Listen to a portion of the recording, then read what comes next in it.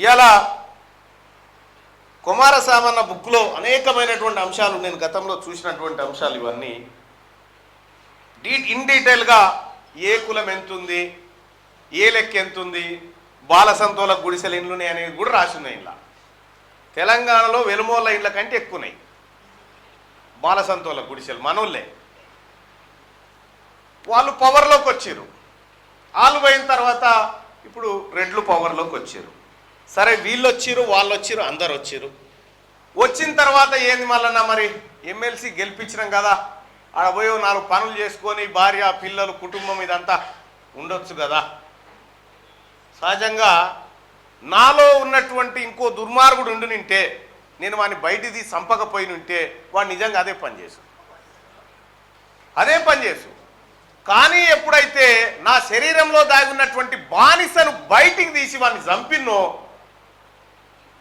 వాళ్ళకి ఇప్పుడు నిద్ర పడతలేదు. మా పనివాడు ఎటుపోయారని ఇంట్లో ఆడతాం, లేడు చచ్చిపోయిండు. బానిసను చంపిన కాబట్టే ఇవాళ బరిగీసి నిలబడగలిగినాం. ఇక్కడ ఎక్కడ చూసినా యుద్ధంలో మనం కూడా మన శరీరాల్లో దాగున్నటువంటి చిన్న చిన్న విద్యుత్ ఉద్యోగులు ధర్నా చేసిరు. సుందర్ రాజన్న టీచర్ల సంఘం అంతా ధర్నాలు చేసిరు. మీరు ఏమనుకుర్రు? ఇప్పటిదాకా చెప్తా ఉన్నారు, తెలంగాణ వస్తే చాలు మనకి ఉద్యోగాలు వస్తాయి, మనకి వస్తాయి. ఇట్లే మనమంతా బీసీలమంతానేమో ఏం కావాలి మీకు తెలంగాణ ఒకటి, తెలంగాణ వస్తే చాలు మాకు. వెలమోళ్ళు ఏం చేసిరు? తెలంగాణ ఒక్కటి చాలంటే నో తెలంగాణ కావాలి, తెలంగాణలో వచ్చే అధికారం కూడా మాకు కావాలని చెప్పారు. ఒక బానిస ఆలోచించేది ఇట్లుంటుంది, ఒక క్షత్రియుడు ఆలోచించేది గట్లుంటుంది. అంటే మనం ఇట్లెందుకు ఆలోచించలేదు?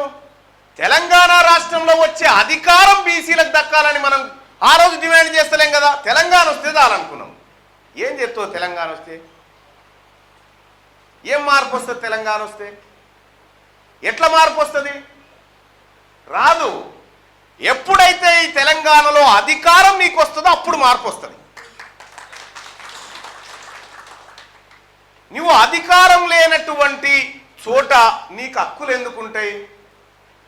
అన్న చెప్తా ఉన్నాడు కదా చాలా చక్కగా, భారత రాజ్యాంగంలో నీకు వాటానే లేదు, భారత రాజ్యాంగంలో నీకు వాటా దక్కలేదని చెప్తా ఉన్నాడు.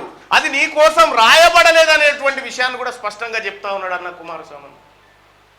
చాలా పెద్ద చర్చ పెట్టాల్సినటువంటి సబ్జెక్ట్ అది. ఎప్పుడు భారత రాజ్యాంగం నిన్ను గుర్తించింది? సపోజ్ ఒకటి చెప్తా ఉన్నా, ఒక రెడ్డి గారి ఇంట్లో కార్యమైతా ఉంటే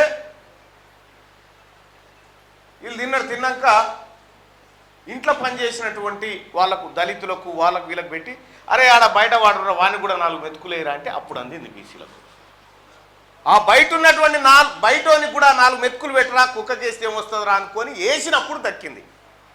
స్వాతంత్రం వచ్చినప్పటి నుంచి 1991 వరకు కూడా అసలు నీకంటూ ఒక రిజర్వేషన్ లేదు. నువ్వు ఎవడవో తెలియదు. నువ్వు బ్యాక్వర్డ్ క్లాస్గా మాత్రమే, వెనకబడిన తరగతులుగా మాత్రమే గుర్తింపు పొంది నువ్వు భారత రాజ్యాంగంలో. ఈరోజు కూడా అదే కాకా కలేకర్ కమిషన్ దగ్గర నుంచి మొదలు పెడితే మండల్ కమిషన్ దాకా అనేకమైనటువంటి సంఘర్షణలు బీసీలకు పెట్టాలనా వద్దా ఇంత అన్నం అనే దాని మీద. మండల్ కమిషన్ లేదా పెట్టురా, బీసీలకు ఇంత అన్నం పెట్టురా, వాళ్ళ కడుపులు మాడుతున్నాయా, వాళ్ళు ఈ దేశంలో అత్యధిక జనాభా ఉన్న బీసీలే, కొంచెం రిజర్వేషన్ పెట్టురా వాళ్ళకంటే, పాపం ఆయన విపి సింగ్ గారు ఆయన ఈ రిజర్వేషన్ ఇంప్లిమెంట్ దుకాణం పెట్టంగానే బీజేపీ వాళ్ళు వాళ్ళ లొల్లి వాళ్ళకే. మనోళ్ళు మండలి యాత్ర చేస్తే వాళ్ళు కమండలి యాత్ర చేసి బీసీలకు మాత్రం ఇవ్వద్దట రిజర్వేషన్. వాళ్ళ పాలసీ చూడరు, వాళ్ళకి ఇస్తే విడిపోతారు. ఎస్సీలలో వర్గీకరణ చేసుకోరు, ఇబ్బంది ఏం లేదు. కానీ బీసీలకు మాత్రం హక్కులు ఇవ్వద్దనేటువంటి ధోరణిలో వాళ్ళు వ్యవహరిస్తూ ఉన్నారు. మరోవైపు వాళ్ళు అట్లా చేసిరు, మరోవైపు ఇంక్లూడింగ్ కాంగ్రెస్ ఈ పార్టీ ఆ పార్టీ అని కాదు, అన్ని పార్టీలు మన కొంపలు ముంచినాయి.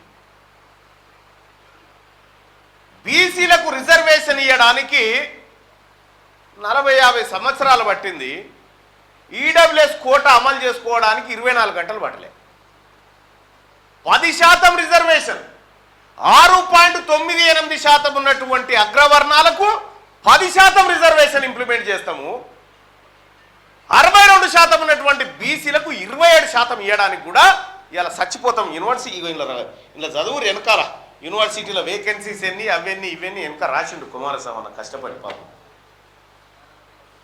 ఎక్కడ అసలు రాజ్యాంగంలోనూ వెనకబడిన తరగతిలో ఓడు అని చెప్పి నీకు ప్రత్యేక గుర్తింపు ఏమీ లేదు, నీకు రిజర్వేషన్ అంటూ ఏం లేదు. అక్కడ అది పార్టీలు ఇది. ఇవాళ తీరా బీసీలమంతా ఒక్కటైనమనేటువంటి సంకేతం పొందనే అమ్మా వీళ్ళు ఉన్న రిజర్వేషన్ ఎత్తుకపోతే మనకు మిగలదు రాని పావుషేరు వాళ్ళ 10 వాళ్ళు గుంజుకొని పెట్టుకున్నాడు. వాళ్ళకి 10 కూడా వెళ్ళది, వాళ్ళకి వెళ్ళేది 10 కూడా వెళ్ళది. 1 లేదా 2% మాత్రమే, 1-1.5% ఎలిజిబిలిటీస్ ఉండేటువంటి ఈడబ్ల్యూఎస్. ఆ ఈడబ్ల్యూఎస్ కూడా ఏంది 8 లక్షల వరకు, 8 లక్షల వరకు ఆదాయం ఉంటే వాళ్ళు ఈడబ్ల్యూఎస్ కోటలకు వస్తారట. ఒక్కసారి బీసీ ఓడు రిజర్వేషన్ మొత్తం క్రిమిలేయర్కే వెళ్ళిపోతాడు బయటికి, ఇక లేదట్టుగా. 2 లక్షలకు ఆదాయ సర్టిఫికేట్ మనకు, 8 లక్షలకు ఆలకట. ఎవడు పేదోడు ఈ దేశంలో? రాజ్యాంగాన్ని మీకు అనుకూలంగా మార్చుకుంటారు, చట్టాలను మీకు అనుకూలంగా మార్చుకుంటారు, ఉద్యోగాలు మీకు అనుకూలంగా. ఇదే విద్యుత్ సంస్థలో విద్యుత్ రెగ్యులేటర్ కమిషన్ ముందు నేను పోయి మాట్లాడడం జరిగింది. నేను పోయి మాట్లాడి ఇట్లా కూర్చున్నారు అంతా, ఎవరు డైరెక్టర్లు. ఫస్ట్ ఈ ముసలోళ్ళని తీసేయరని చెప్పిన. వీళ్ళు ఒకని భుజం ఒకటి పట్టుకొని నడుస్తారు, వీడికి మెట్లే ఎక్కరాదు, వీళ్ళని తీసుకొచ్చి పెట్టి దున్నపోతులు మేపినట్టు మేపితే ఉంటుందా ఈ సంస్థ అని చెప్పి నేను అన్నాను. డైరెక్ట్ లైవ్లో అన్నా, మీరు చూడండి. విద్యుత్ సంస్థలకు పట్టిన శనై గోడ కూర్చున్న డైరెక్టర్లు అని చెప్పిన. ఇంకో మాట ముంగడికేసి రెగ్యులేటరీ కమిషన్గా ఎవరైతే నియామకమయ్యారో రంగారావు గారు మీరు అక్రమంగా వచ్చి కూర్చున్నారని చెప్పిన. మీరు నా లైవ్ ఉంటుంది, మీరు చూడండి, క్యూనిస్లో ఉంటుంది.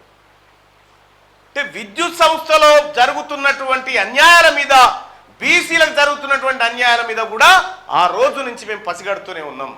క్యూ న్యూస్ ఛానల్లో పనిచేయటకు అనుభవం గల సీనియర్ వీడియో ఎడిటర్స్ కావాలను సంప్రదించవలసిన నెంబర్ 8688926084. qnewsads@gmail.com ను సంప్రదించండి. లైక్ చేయండి,